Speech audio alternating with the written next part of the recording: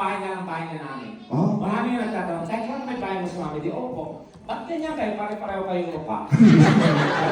Ganun sa lugar namin. Bakit alam mo sa lugar niyo? Walang lamangan. Ha? Ang may lumamang Ano? tumba. Ha?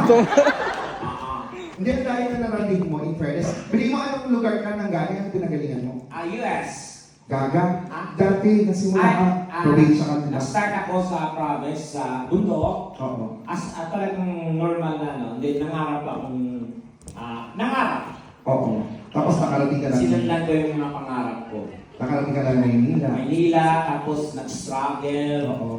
umangat, bumagsak, nalulong, bumangon, na-discover, bumalik na naman ulit.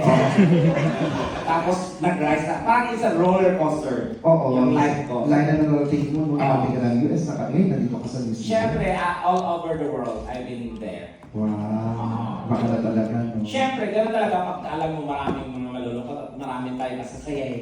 It's my job para magpasaya ng tao. Yun. Hindi mo lang yung mga audience natin na talagang nagpapakahirap ang trabaho sa ibang bansa Oo. para lang magpadala ng pera. Sama. Ano pa ang hirap ng buhay dito? Oo. Kaya sige, lalayas ka na naman. Sige, lumayas ka. Oo. Nakakatuwa lang na at least, kumusta naman kayo dito? Kung gusto ang buhay dito? Ayos naman. Ano ba? Nasa salita ka na eh. Ano mahal? Ano?